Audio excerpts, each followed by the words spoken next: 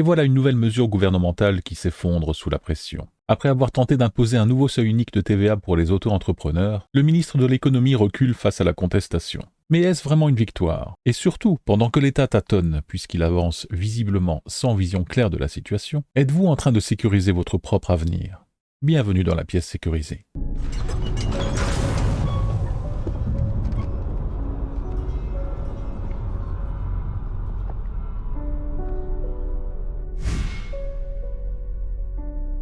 Alors qu'Éric Lombard, le ministre de l'économie, se vante déjà de mettre en place un budget qui va marquer un tournant dans notre économie, tournant dont on peut sérieusement douter, il avait un plan simple, réduire l'exemption de TVA pour les auto-entrepreneurs à partir de 25 000 € de chiffre d'affaires, au lieu de 37 500 pour les services et 85 000 pour le commerce. L'objectif était de récupérer 400 millions. Mais évidemment, il n'y a eu aucune concertation. Les entrepreneurs se retrouvent soudainement à devoir facturer 20% de plus à leurs clients ou à retrancher 20% de leurs gains, et c'était en plus une mesure perçue comme une attaque contre les petits entre guillemets. Du coup, un tollé général et finalement une annonce de la suspension.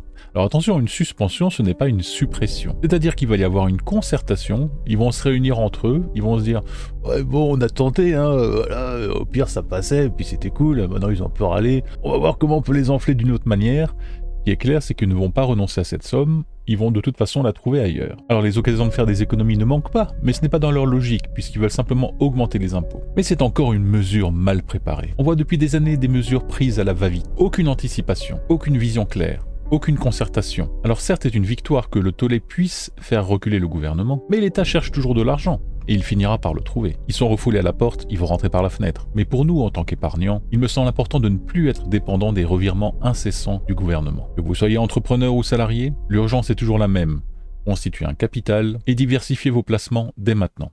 Et si possible, en dehors de la zone euro. N'attendez pas que l'État vous protège. Dès aujourd'hui, vous pouvez agir par des mesures simples, comme placer une petite partie de votre capital dans un ETF qui n'est pas lié à la France et encore moins à l'Europe. Prenons par exemple un ETF Monde ou un ETF basé sur l'Asie ou sur l'Inde. Si vous êtes en mesure d'investir par exemple 100 € par mois sur un ETF comme par exemple cet ETF Asia, eh bien au bout de 10 ans avec les intérêts cumulés, vous pourriez avoir un petit peu plus de 18 000 € de capital, au bout de 20 ans, un peu plus de 59 000 € de capital, et au bout de 40 ans, un peu plus de 350 000 € de capital. Ce sera bien plus intéressant qu'un pauvre livret A qui est de toute manière limité dans l'apport que vous pouvez amener et qui peut être récupéré en un clic si vraiment il y a une grosse urgence, ou éventuellement déplacer un autre ETF en fonction du contexte géopolitique du moment. Nous reviendrons de toute façon dans le détail sur différents ETF qui sont très intéressants, mais c'est juste pour vous donner un exemple. Comme là, vous voyez qu'en France, l'État tâtonne, à essayer de combler ses trous, à chercher comme ça de manière frénétique du pognon, plutôt que de simplement réduire les taxes, de simplement réduire la pression fiscale sur nous autres, eh bien je ne saurais que trop vous recommander de commencer à vous intéresser à votre avenir financier.